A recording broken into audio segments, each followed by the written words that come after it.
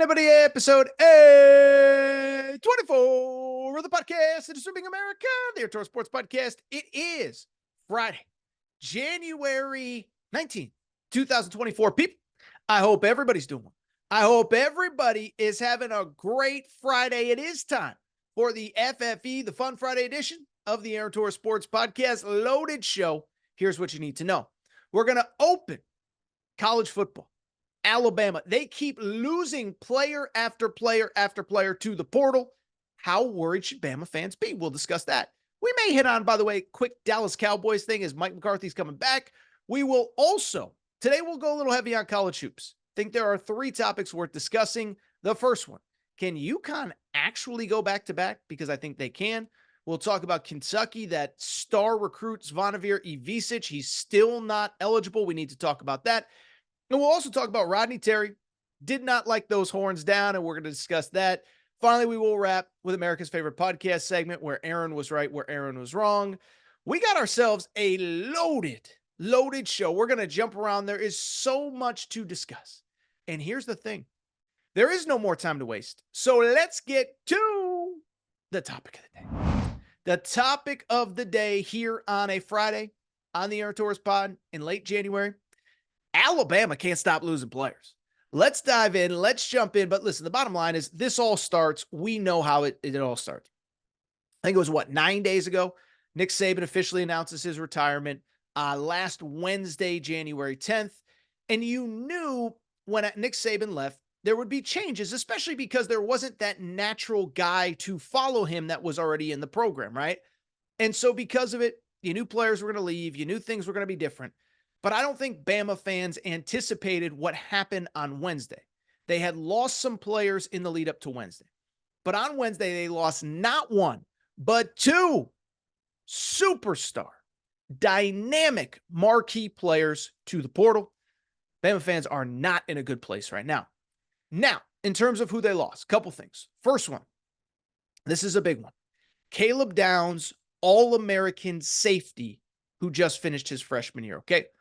And I know that Torres can be one for hyperbole here and there. He says some stuff that's crazy.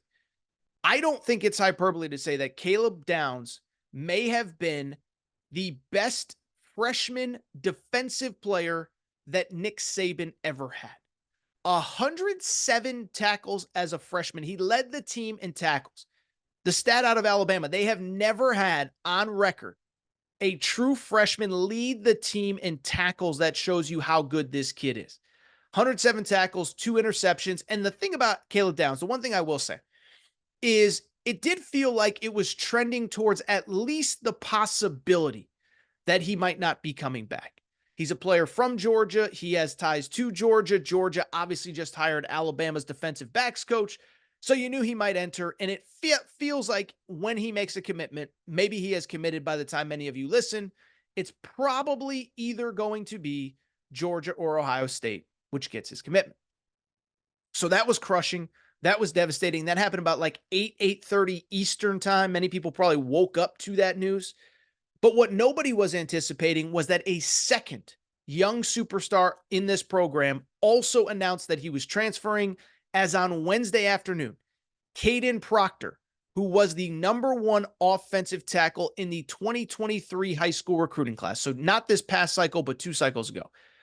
Came to Alabama, was a true freshman last year, started every single game at right tackle. He too announced he was going to transfer. And so look, Alabama fans knew you were going to lose some guys. They even thought it was at least possible that Caleb Downs might leave. They were hoping it wouldn't happen. But when Caden Proctor announced he was leaving, oh my goodness, that was the one that broke the straw that broke the camel's back. Alabama fans, chaos in the streets, frustration in the streets. And I think everybody's wondering, how bad is this? What does it mean? And what does it mean about the present and future of this program? Kalen DeBoer, is he the right guy? All that good stuff. So first off, let me say this. Okay, I want to actually give Bama fans a little bit of credit because I think on the national scale, I think the narrative has been kind of skewed a little bit, okay? To me, it feels like most national people don't actually have the pulse of Bama fans. I think most national people see Bama fans complaining on social media and they think that this is Bama fans saying, Kalen DeBoer isn't the answer. Oh my God, we hired the wrong coach, whatever. That's not what they're saying at all. I'm not saying I know everything about Bama fans, but I'm on the radio in Tuscaloosa every week, have great contacts, all over that city. And I don't think Alabama fans are frustrated with Kalen DeBoer. As a matter of fact, I think most Alabama fans are taking this transition as well as they could. I would say the vast, vast, vast majority of Alabama fans understand that not only is Kalen DeBoer not Nick Saban, that there wasn't a single person they could have hired who would have been like Nick Saban. There is no other Nick Saban walking planet Earth right now. And so I think they're opening up their arms to Kalen DeBoer. They're giving him a chance. But where I think the frustration is not with Kalen DeBoer, but with the rules that allow these players to enter the portal. Why is that? It is because, remember, we know how the portal works. You have a window in the winter and you have a window in the spring. The exception is if your coach leaves. If your coach leaves, then there is a 30-day window that opens for your players. So Alabama, the day Nick Saban announced his retirement, there is a 30-day window where all of those players can enter the transfer portal. By the way, when Kalen DeBoer accepted the Alabama job, there's a 30-day window when all the Washington players can enter. Same with Arizona when Jedd Fisch took the Washington job from Arizona, on and on and on and on and on. But where Alabama fans' frustration comes in is their biggest rivals are essentially recruiting off of their roster, trying to convince all their players to enter the portal, and the portal is closed for everybody else. So most of these coaching changes, when a coach gets fired or retires or whatever, it happens in November and December, the portal's open, you can replace these players. Alabama's like, we're losing 5-star after 5-star after 5-star, and we can't go in the portal to replace them because there's nobody left in the portal. So listen, I understand Alabama fans' complaints. I don't really know what you can do. Because at the end of the day, if you don't open the portal for players whose coach, retires or quits or whatever, the NCAA is going to get crushed. Like, they have to give players the opportunity to go somewhere else. I think the window could be smaller. I think 10 days after the new coach is hired is plenty of time. But I just bring it up to very simply say, I understand Alabama fans' frustration. There's nothing they can do. Players are getting poached. I get it, this and that. So I don't blame Alabama fans. I think that the narrative is misconstrued, but the question becomes what happens next, because this is obviously a big deal. How concerned should Bama fans be? Well, listen, what I would say is a couple things. One, I'm never going to sit here and say it's nothing. It's no big deal. Stop overreacting. Whenever you lose high-profile players, it sucks. It stings. And by the way, this is something everyone has dealt with this offseason. Texas A&M, when Jimbo Fisher got fired, Evan Stewart, Walter Nolan entered the transfer portal. Whatever. Ohio State lost some guys that I know they wanted to keep. Georgia lost some guys I know they wanted to keep. Now, granted, the portal was open then and they could replace them, but it doesn't change the fact that everybody loses guys. But this late in the process, I understand the frustration. I understand why Alabama fans are mad. But what I would also say, let's take a 30,000-foot view and just take a deep breath. One, what I will say, and I don't ever remember this happening before, it feels like every fan base this offseason has had a major meltdown over a 2-3 day period, and this is just Alabama's turn. I remember when the portal first opened, Georgia lost 19 players, and there was 4 or 5 that Kirby Smart clearly wanted to stay and did not stay. Georgia fans freaked out. What's going on? What's wrong with our program? Whatever. Ohio State, they lost 12, 13, I think it was 18, 19, 20 guys themselves. What's going on? What's the problem? Why are we losing all these guys? Texas A&M, their fan base freaked out. Mike Elko gets the job. 4 or 5 guys enter the portal. What does it mean? Is Mike Elko the right man for the job? Then Mike Elko crushed it in the portal. Then Ryan Day got everything calm and got the guys that he wanted. Then Kirby Smart got the guys that he wanted. But keep going down the list. Florida State, that fan base we know had a meltdown. LSU had a bad couple days. Florida had a bad couple days around National Signing Day. USC was a mess when they had 3 or 4 players that were high profile enter the portal. So everybody deals with this. What I would also say about Bama is 2 more things. One, the number of players that are actually impact players is smaller than people think. When I look at Bama, yes, you lost those 2 that I mentioned. Yes, you lost your leading receiver, Isaiah Bond. But let me say this. One, wide receiver is the last position I would worry about with Kalen DeBoer. Like, it sucks you lost your leading receiver, but I'm not worried about wide receiver with Kalen DeBoer as your head coach. That's one. Two, you look at the guys that they retained, there's still a lot of talent in that building. Jalen Milroe, starting quarterback.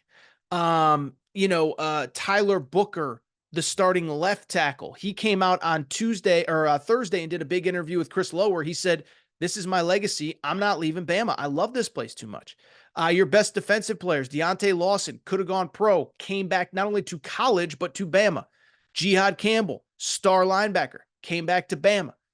So you haven't lost a lot of those bedrock pieces. And if you can keep those pieces in place, you largely keep the culture in place from Nick Saban. And that to me is important.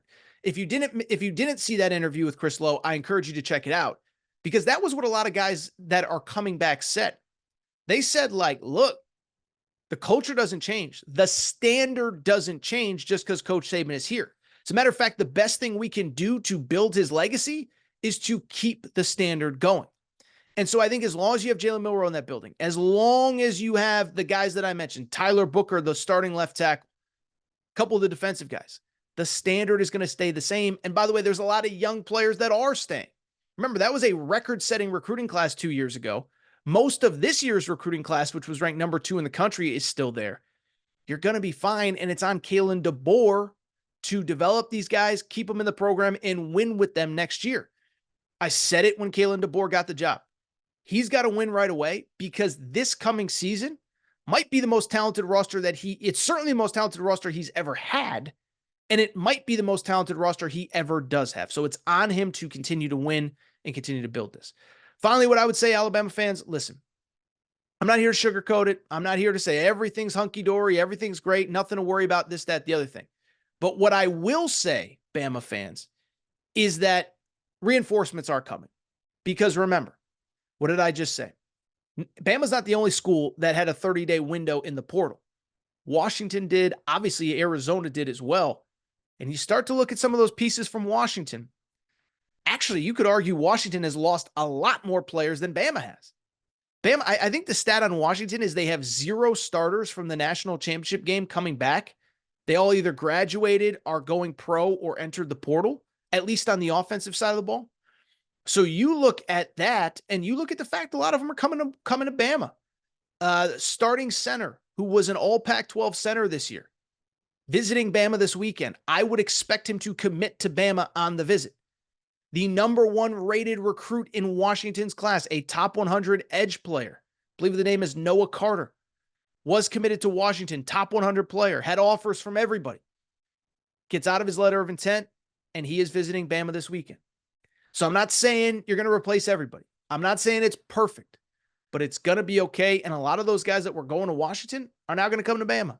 If they were good enough to play at Washington, good enough to play in the Big Ten, good enough to play for a team that just competed for a national championship, it's going to be fine at Bama.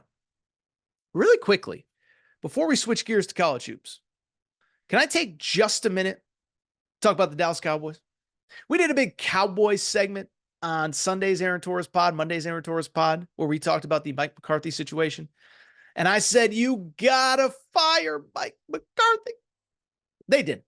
We found out Wednesday night that Mike McCarthy is coming back as the Dallas Cowboys head coach.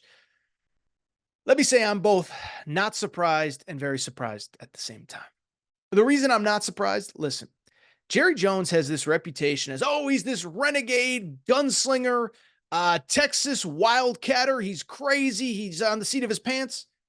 That might have been who he was in the 90s when Jimmy Johnson got fired.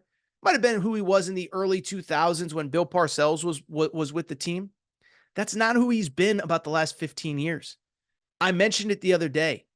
Jason Garrett. When Jason Garrett was supposed to be fired, I remember doing radio. And I was doing radio all week long. And it was like, okay, season ends on a Sunday. Cowboys stink. You have to fire Jason Garrett. And then it gets to Monday. Doesn't get fired. Tuesday. Doesn't get fired. Wednesday, Jerry's thinking about bringing him back. Thursday, maybe you put him in a front office role. And then it was like 5 or 6 days later, they finally fired Jason Garrett. And this was a guy with, I think, 2 playoff wins in 10 years, never made it beyond the divisional round of the playoffs. And so Jerry, this is not who he is. He's loyal to a fault.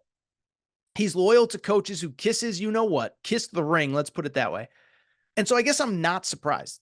The only thing I'm surprised about is the coaches that are available are so good. And if you're watching on YouTube, I'm like squeezing my head right now because it hurts my brain to think about the number of coaches that would be such an improvement over Mike McCarthy.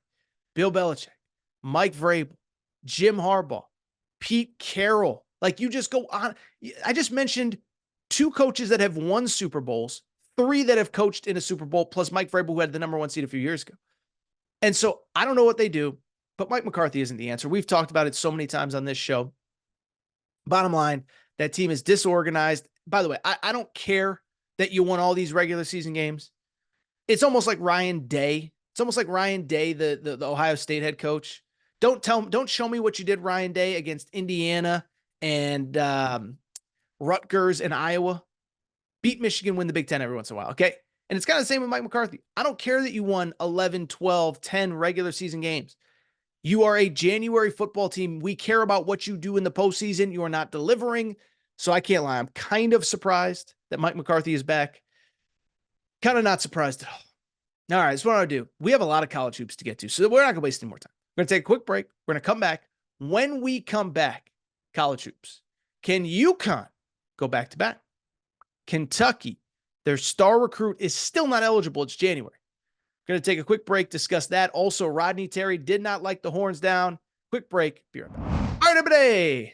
I'm back. Gonna be back. I do want to switch gears. Do want to talk a little bit of college hoops. Listen, we love college football on this show, but once we get through this Bama news cycle over the next few days, there really isn't gonna be a ton to talk about from the college football perspective. And the bottom line is we talk college basketball, I believe, as well as anybody in the country on this show. Not saying there aren't other good college basketball reporters and analysts and whatever, but I think we do a really good job. I think we're smart, we're informed, good guests, etc. And so I do want to talk a little college hoops today because I do think there's been some interesting developments just since Wednesday's show. Wednesday, we talked about my top 3 teams. By the way, they all dominated on Wednesday night, so they made me look smart. But there are a couple other conversations that I want to get into based off of Wednesday night. The first one, it involves my UConn Huskies. UConn beat the brakes off of Creighton on Wednesday night. Final score in that game, 62-48. And why I want to talk about it is pretty straightforward. It is because once or twice a week, I get a DM, a text message from a friend, whoever. Torres, do you really think UConn can go back-to-back? And I'll be honest, in the preseason, I don't think I was sold. In the early season, I didn't think I was sold. Even in the non-con, they're dominating everybody. I say, okay, maybe they are, maybe they're not, whatever. But I am here to tell you, it's not just because they're number 1 in the polls. This is the best team in college basketball right now. And it's not to say other teams aren't good. Kentucky's really good. Arizona, most of the time, is good. Purdue is good. Tennessee is good. But at their best, I believe UConn is the best. I can't believe I'm saying it. I do think UConn can go back-to-back. In terms of UConn, first of all, let's start with Wednesday night's game because this was a butt-kicking for the ages. Creighton comes in, top 20 team, playing pretty well. They just beat St. John's. That was the St. John's game where Rick Pitino, they lost on the final possession. And Rick Pitino said something to the effect of, every time we lose, I want to jump in the lake and die of frostbite. That's a real quote. I'm not making that up. Anyway, I bring it up because Creighton's a good team. And it was, I don't want to say it was never competitive, but from about the midway point of the first half through the end of the game, it was complete UConn domination. The 62-48 score does not reflect how one-sided this game was. You know that UConn was up 18 points with 6 minutes to go? They were up 54-36 with 6 minutes to go. By the way, and that's exactly, like the score is not reflected. They were up 18 points. Creighton makes a little bit of a run. I think they cut it to 10 or 8. UConn comes all the way back. But just the fact that they held Creighton to 36 points with 6 minutes to go tells you everything you need to know about how good this team is and how dominant they can be, especially on the defensive end. Creighton is an elite offensive team. Creighton came into this game averaging 79.9 points per game, about 80% or 80 points per game on the season. You know that UConn held them to 36 points with 6 minutes to go and essentially at, I don't want to say half their average, but this was just completely dominant, and it was completely predicated on one thing. UConn might be finally getting healthy because they got their All-American center back, Donovan Clingan, or he was a preseason All-American. He hasn't made any All-American teams yet. But Donovan Clingan is the difference maker of all difference makers. 7'2" center from Bristol, Connecticut. He's going to be a top 20 pick as long as his medicals come back fine. But he is an insanely talented player, and he completely changes the dynamic of this team's defense. 7'2", rim protector, quick feet, just makes life easier for everybody else. And you could see that in this game. UConn can be so much more aggressive knowing he is there to protect the rim. Samson Johnson, their backup, now doesn't have to worry about foul trouble as much because when Donovan Clingan was out, he had to play more minutes. And so you look at this UConn team, you look at how dominant the effort was defensively, and then here's the crazy part. With Donovan Clingan back, they're still figuring it out offensively as well. And that's the craziest part to me. And I've said this all season long. I don't think they've played a complete, perfect game yet. Now, they're sitting there at 14-2 right now. Only losses at Kansas and at Seton Hall. Remember, Seton Hall, by the way, is tied with UConn atop the Big East standing. But I don't think they've played a perfect game. The offense was not great on Wednesday night, and it wasn't even competitive. The defense has been pretty good all year. But at times, Tristan Newton, their star guard from last year's team, has been a star. Then other nights, Alex Karaban. Then the transfer Cam Spencer from Rutgers. Different guys, different nights, different stars, but it hasn't all clicked together, and they haven't been healthy, as I've said the last couple episodes. Donovan Clingan, hurt in the preseason. He comes back to start the year. Then Stephon Castle, a McDonald's All-American guard, gets hurt. Then Stephon Castle comes back, Clingan gets hurt again. So they're already elite defensively, or they're now elite defensively with Clingan back. The offense has not totally clicked when everybody's in the lineup. And I think they got another gear to get to. Now, to be blunt, the schedule does get tougher starting this weekend at Villanova. I would argue the best teams in the Big East outside of Seton Hall, they haven't played on the road. They still have to go to Creighton, to Villanova, to Marquette, to St. John's. And so I'm not sitting here and I'm not saying that, anything is guaranteed. But when people ask me, is this team capable of going back to back? The question is not if they're capable, it's if they're going to. Couple things stand out. When I look at national championship teams, there are three things that I look for. One, do you have the requisite experience? Now, I think there are exceptions to every rule. I think Kentucky, despite not really having a ton of tournament experience on this year's team, because they play 4 freshmen big minutes, I think Kentucky's good enough to win a championship. I think Alabama last year with a bunch of freshmen was good enough to win a national championship. But I do think tournament experience helps. You go back to last year with UConn. They had been in the tournament the previous 2 years, had not won games. Well, this UConn team obviously has tournament experience. They have guys on that roster that have been on teams that have lost in the tournament, so they know what it's like. Alex Karaban was a redshirt during the season in which they lost in the first round to New Mexico State when they got upset. New Mexico State, by the way, was coached by Chris Jans, who now coaches at Mississippi State. Anyway, neither here nor there. They have tournament experience. The most important thing they have NBA dudes.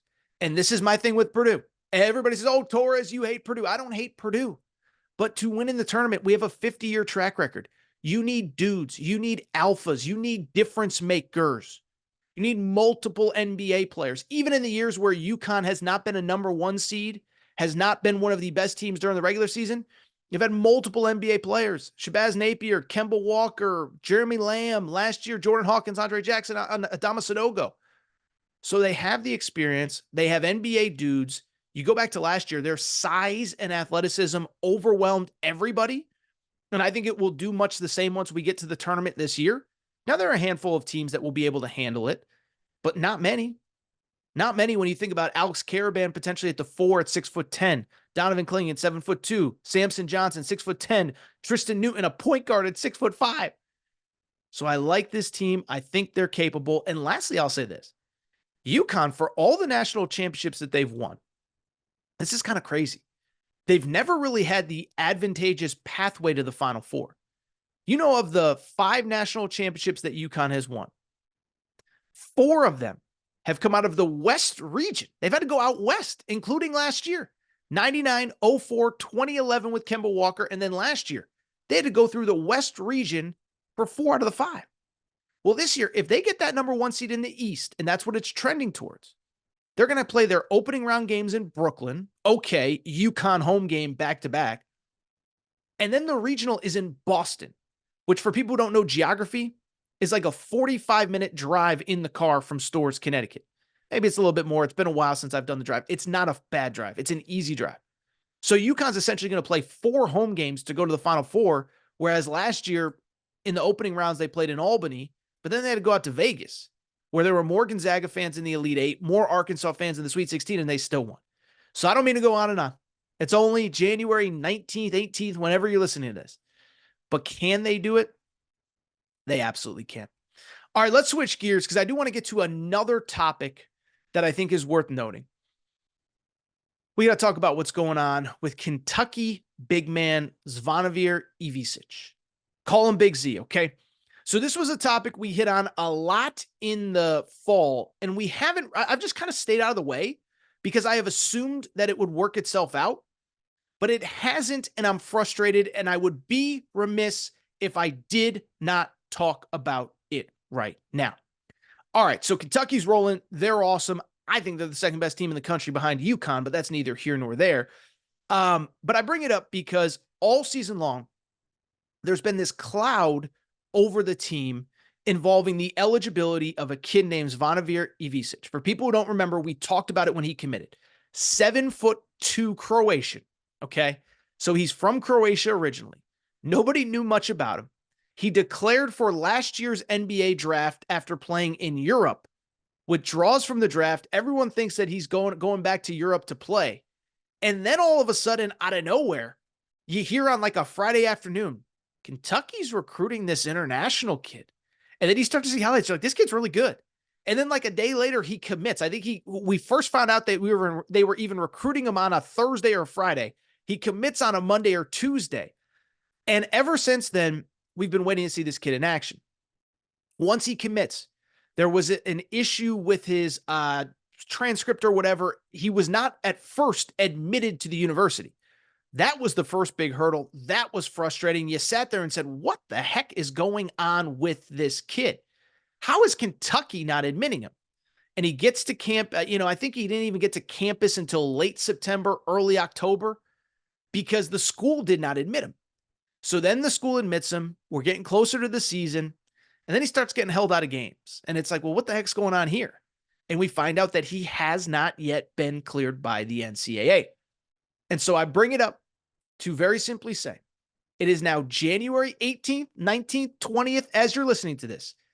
Zvonimir Ivisic, or as Kentucky fans call him, Big Z, has not yet been cleared by the NCAA. And I am here to tell you it's ridiculous. I'm here to tell you it's unfair. And I am here to tell you enough is enough. The good news is I do think we're going to get some resolution on this soon. So let me just say this, okay? One thing. We obviously have a lot of Kentucky listeners of this show, okay? But I have never once said anything that I don't believe to be true. But I believe the NCAA is railroading this kid, and I believe the fact that he is not eligible is completely unfair. It's not because it's Kentucky. It's not because of whatever. It's because it's BS nonsense. By the way, you know how much BS it is? How about the fact that Kentucky fans have actually bought a billboard in Indianapolis, right near the NCAA headquarters saying free Big Z? But it's ridiculous for a number of reasons. One, look at the landscape of college basketball, okay? Let's just talk facts. Let's take out opinions, all that stuff. One, every single transfer in America is eligible, okay? So kids, they've transferred 2, 3, 4 times. Their transcripts are a mess. They didn't pass this class. They didn't do this. They didn't do that. And the NCAA just kind of threw up their hands and said, you know what? We can't win this battle. Everybody's eligible. You transfer 3 times in 3 years, barely got any credits. Who cares? You're eligible. So all these transfers are eligible, yet this kid, Big Z, is not. How about the fact of this? We have international players on almost every team in the country at this point. Not quite every team, but pretty darn close. A lot of them coming directly from overseas. Arizona has multiple international players. All got cleared this offseason in time for the start of the season. UCLA, multiple freshmen. I think one of them wasn't cleared for the start of the season, but he ended up getting cleared probably the first week or two of the season. That was, by the way, why I've kind of not really spoken out about Big Z, because I sat there and said, well, wait a second now. If the UCLA guys got cleared, my assumption is that this kid will get cleared soon. Nope. 3, this is the craziest part. The issue is something to do with his quote unquote amateurism because he played professionally in Europe. Well, 1, I'm not naming names, but all these kids played professionally in Europe. Okay. Like, just do some research on some of these guys, these high profile international kids that are coming to the US. They all played professionally. But here's the crazy part. If the argument is they took money as professionals, guess who else is taking money? Guess who else is taking money? Literally everyone in college basketball, pretty much. You have kids making probably 7 figures at this point via collectives, via NIL, via, getting paid to play essentially. Every school, high major, mid major, low major. I'm not saying every kid everywhere is getting money, but most are getting a little something. And a lot of them are getting 6 figures, 7 figures. So the issue you're telling me is that there's an issue with his amateurism, even though everyone in college basketball is getting paid. It makes no sense. And finally, I would say this, and I said this early when there was an issue with his eligibility. If he was incapable, like I would have no problem with the NCAA not allowing him to play if he was a sham student, incapable. Listen, I can't even speak English. What the heck? Incapable of doing the work. Okay. Like if this was just, he's coming to play basketball, he can't speak the language, he's only going to be here a semester, whatever, then I'd say the NCAA is like, well, if he can't do the work, that's one thing. But he can do the work. I don't have access to Kentucky's, private academic records. But according to Calipari, he has done the work. He was not an elite, but he was an excellent student in his first semester on campus in the winter. And so I bring it up because what are we doing, NCAA? I'm not Mr. Anti-NCAA, blame the NCAA for everything, but this one feels like a no-brainer. Grab the rubber stamp approval, boom, next one. This isn't something you need to fight. This isn't a battle you're going to win, and you just look stupid for doing this, given all the other circumstances. Given that kids are getting paid, given that kids are able to transfer 2 or 3 times, it makes no sense. And so I'm not going to go on and on. The only silver lining that I would really say about this, it does appear as though we are getting to the finish line with this. Calipari went on a nice little rant. After the game on Wednesday night against Mississippi State. He did the whole thing of, I love this kid. He has such a positive attitude. But he said, like, let's just get this thing going. And I think Calipari's kind of biting his tongue because he knows it's close. He doesn't want to say anything that's going to screw up the process. And then I did tweet this out the other night is, listen, I know a few people in the Kentucky basketball ecosystem. And usually when I shoot a text or make a phone call to get some information, most people are usually pretty responsive because they want the media, and I am the media, whether, people like people in the media don't want to be in the media anymore, but we are. And I bring it up because whether you want to call them sources, whatever, like I have people that I know in that orbit, and generally they'll tell you what's going on because they want the media to know. If there is a grave injustice going on, they want you to be aware so that you can use your platform to speak out about it. This is ridiculous. This is whatever, blah, blah, blah. I only bring it up because I did reach out to a few people kind of in that Kentucky basketball orbit, and it's been crickets. And I think what that says to me is that, again, what I just said with Calipari, they're getting close. They don't want anything screwed up. If they, if they share too much with a media member and then I go off because, Torres can get a little crazy on social media sometimes, then maybe that would screw it up. I don't think like anyone's actively hiding things from anyone, myself or anyone else in the media. I just think it's one of those, they're saying like, we're really close. We don't need any messaging from other than probably John Calipari himself, maybe a player or two that does media availability. But I just bring it up, Kentucky fans. I think you're close. I can't promise it, but I feel pretty good that we're going to see this kid in a Kentucky uniform soon. One last college hoop story before we get to Aaron Right, Aaron Wrong, and I'll be quick on this one. Even though from a national perspective, it probably made the most headlines. Did you see what happened at Texas with Rodney Terry? All right, so Rodney Terry is the head coach of Texas. Remember, he took over for Chris Beard last year as an interim role, and he was named the head coach after the season. And I will defend Texas. I thought it was the right hire at the time. But they are not doing very well. And on Wednesday night, they lost at home to UCF. UCF, Central Florida, the Knights, they are in the Big 12, remember? And Texas loses at home to UCF. Why I bring it up?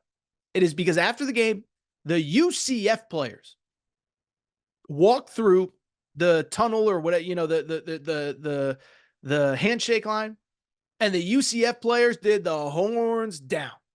And you can see video of Rodney Terry, the Texas head coach, saying this is classless, this is unacceptable, this is this is that, blah, blah, blah, blah, blah, blah, blah, blah, blah, blah. And he looks kind of like a freaking, I don't know how to say it nicely. It's not a good look by Rodney Terry. And he did address it in the post-game press conference, by the way. He said, when you do those kinds of things, it looks very classless, and it also looks like you were just hoping to win. We never go into games trying to hope to win.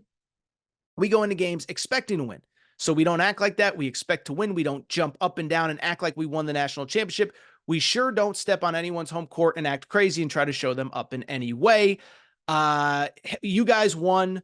Hey, we shake your hand and tip our cap to you, but we're not going to let you act that way in our building. You're not going to put your horns down and do all that nonsense. So a couple thoughts here.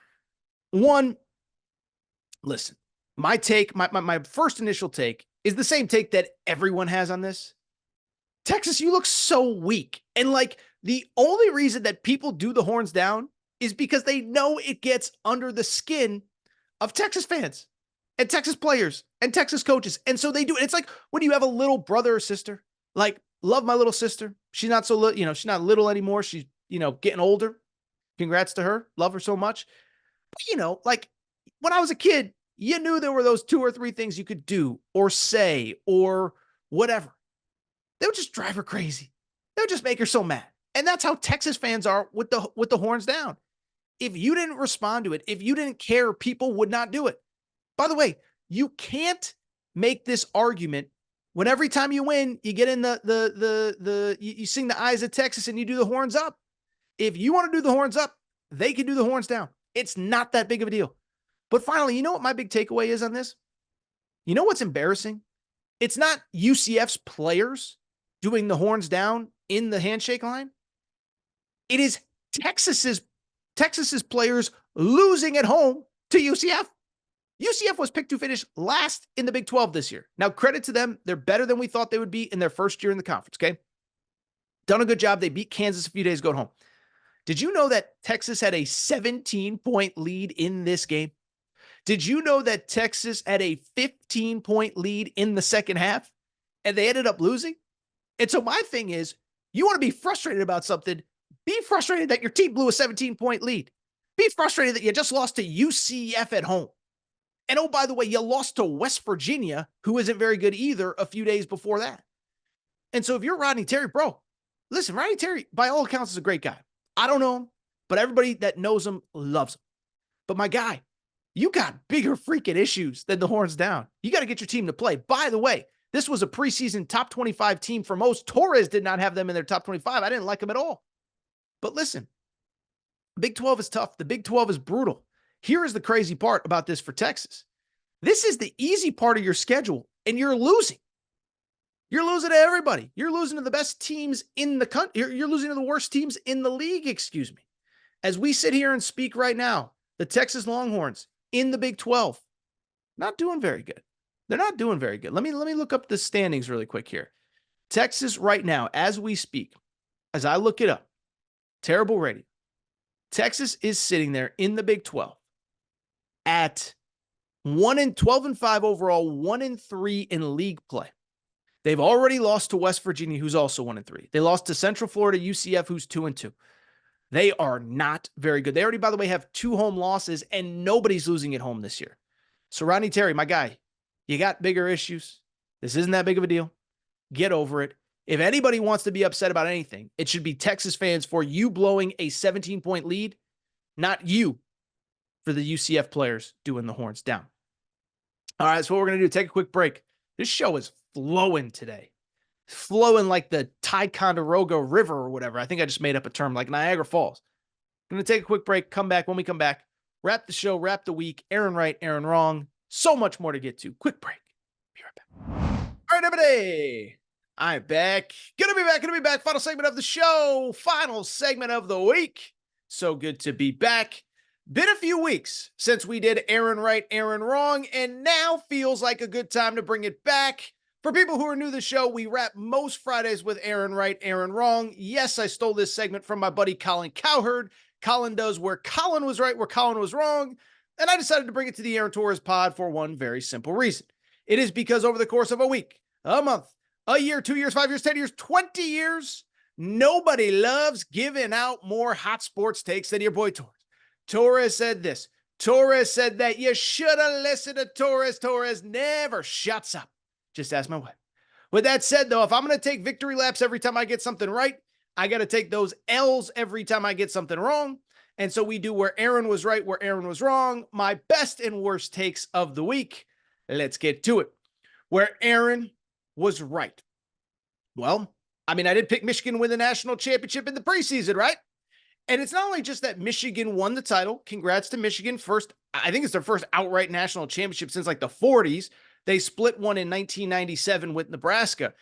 But what was cool was everything went essentially how I told you it was going to go. I said why I like this team. It is because of their resilience, their mental toughness. Nothing phases this group.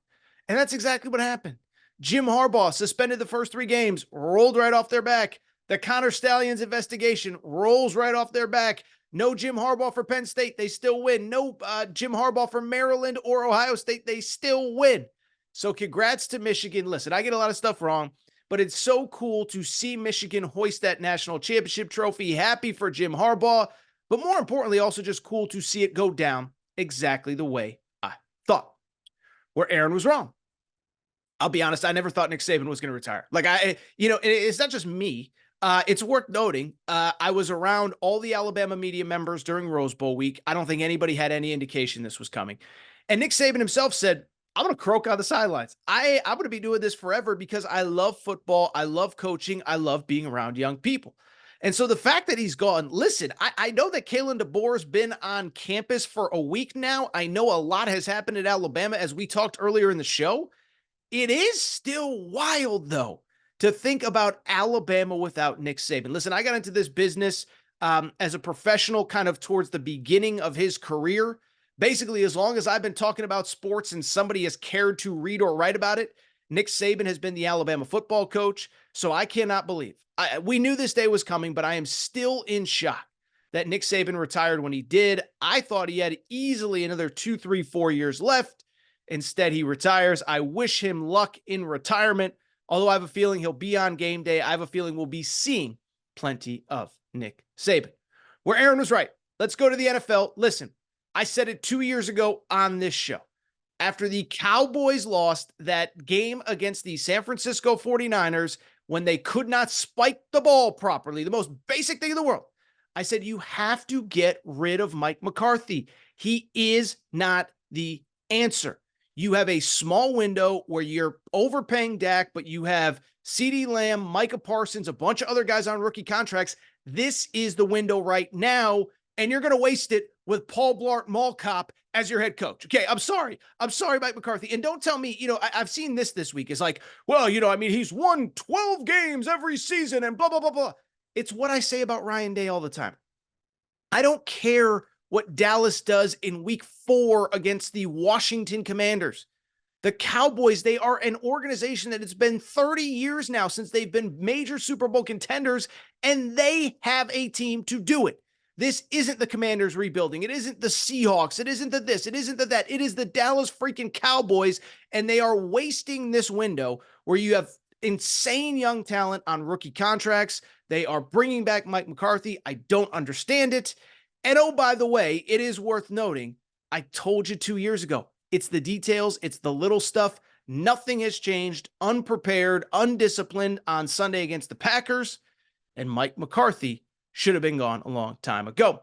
With that said, where Aaron was wrong. I said on Monday's show, I said, you got to get rid of Mike McCarthy. Get rid of him. You can't bring him back. Well, what did we find out on Wednesday night? Mike McCarthy, of course, is going to come back. And while I was wrong, while I thought this was going to be the moment in time where Mike McCarthy was let go, what I will also say is that this does kind of confirm something I told you a few weeks ago, or a few days ago, is that while everybody thinks that Jerry Jones is this crazy maverick renegade guy that's just hiring and firing everybody, that's not who he is, and it's not who he's been the last 15 or 20 years. You go back to when it was time to fire Jason Garrett, and I know we talked about this a little bit to lead the show, but when it was time to fire Jason Garrett, it was like a 2-week process.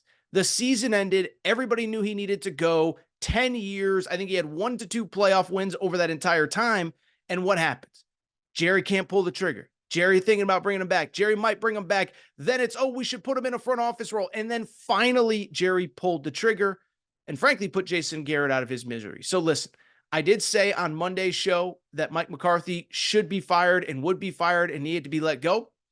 And I was just dead wrong. I thought with the candidates on the market this year, Belichick, Vrabel, Jim Harbaugh, that the move would be made. Instead, another year of Mike McCarthy, where Aaron was right. Let's go to college hoops, because one of my preseason Final Four picks was the North Carolina Tar Heels. And when I picked North Carolina, I got so much crap. Torres, you told us a year ago that Carolina was going to be good, and they stunk. Well, guess what? Last year was last year. This year is this year. And guess what? Carolina is really freaking good. They're 13-3. They're 6-0 in the ACC. Only losses: neutral court to a good Villanova team that was at full strength, neutral court to Kentucky, neutral court to UConn. Those are the only 3 losses with this team. And I think they just keep getting better every single game. We talked about them on Wednesday's show. We don't need to go through the lineup and the roster and the this and the that, but they are exactly who I told you they would be. They're led by the 2 veterans, RJ Davis and Armando Bacot, and they found some really nice pieces in the portal to put around them. I think Carolina is a legitimate Final Four contender. I think depending on how the bracket breaks, they're a national championship contender. Now, there are teams that are better. I think UConn's better. I think Kentucky's better. They're one of the few teams that I think Purdue actually matches up pretty well with. But I told you they would be good. They were ranked 18th, 19th in the preseason, and they are currently ranked number 4, 13-3, and atop the ACC standings. Where Aaron was wrong. How about my UConn Huskies? So we just talked about them a minute ago. I won't go too long here, but I'll be honest, I did not see this coming from UConn. I thought they would be good. I think I had them in 3, 4, 5 range in the preseason, but I kind of just sat there and said, they're not going to go back to back. Like, it's not going to happen. They lost 3 guys that are currently in the NBA right now: Jordan Hawkins, Andre Jackson, Adama Sanogo. Listen, they're a great program, great story. Last year was incredible, but they aren't going back to back. They aren't even, they're a good team, but they're not that kind of team. Well, as we just talked about, they're number 1 in the polls. They're beating everybody. They destroyed that Creighton team on Wednesday night, and that is a good Creighton team at home at Gamble Pavilion. Now, listen, you still got to do it for the rest of the regular season. The schedule does get tougher. They do have a lot of tough road games still. They have to play at St. John's, at Villanova this weekend, at Marquette, 2 games against Marquette, actually, at Creighton. So there's still a lot of games left on the schedule. I'm not saying that they're going to be number 1 the rest of the year. I'm not saying they're even going to be the overwhelming national title favorite. What I am saying, though, I do think they are good enough to do it, which is something that I don't know that I fully believed in the preseason. Finally, let's get to a couple more where Aaron was right. Let's stay with college hoops, and let's go to the Kentucky Wildcats. I've mentioned it a few times, but I watched every game of that summer tour when they went to Canada to play in the Global Jam. And everybody else in the college basketball media is making fun of Kentucky. What is this Global Jam? Who cares? It's not a real event. And I said, all you got to do is watch. I don't care who they're playing.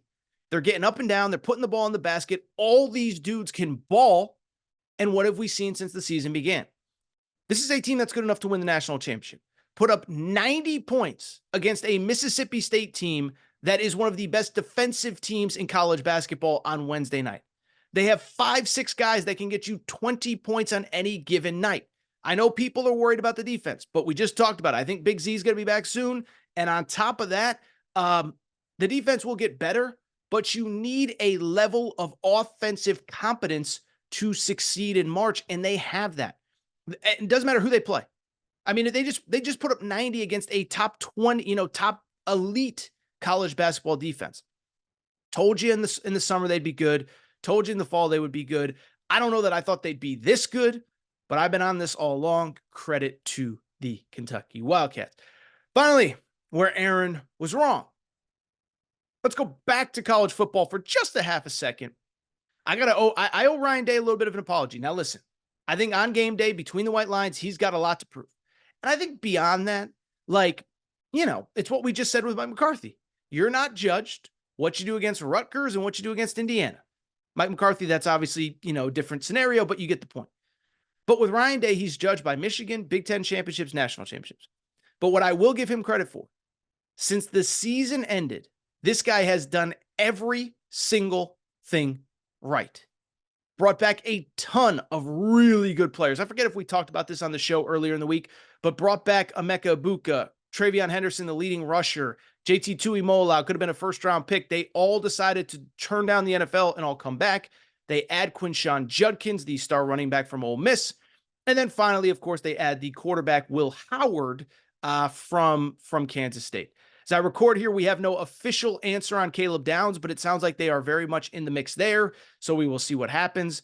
But credit Ryan Day, man. Listen, I'm still going to criticize him on game day if his team doesn't deliver, but he's done everything right in the offseason. And I think they are very much probably the co-favorites with Georgia for the national championship next year. All right, I think that's it for this episode of the Aaron Torres Sports Podcast. It is time for me to get out of here. If you're not subscribed to the show, please make sure to do so. Apple, Spotify, Amazon Music, Google Music, wherever you listen to podcasts, make sure to subscribe. Also, make sure to rate and review the show. Go ahead, give us a quick 5 stars. Let us know what you like, what you don't like, all that good stuff. Make sure you're following on social media at Aaron_Torres on Twitter, at Aaron Torres Pod on Instagram, Aaron Torres Pod on TikTok. Go on TikTok. If you're not on TikTok, if you're not, don't sign up just for Torres. But if you're on it, just give Aaron Torres Pod a quick like. It's not too much to ask, is it? Oh, and make sure you subscribe on YouTube. All for today's show. I'll be back on Monday. Probably talk a little NFL again. Those NFL Mondays are kind of fun, but it's time for me to go. Shout out to Torrin Craig. Shout out to Rachel, who hates my voice. Shout out to JJ Redick, you F-head. Unblock me, bruh. Unblock me. I'll be back Monday. New episode, Aaron Torres Pod.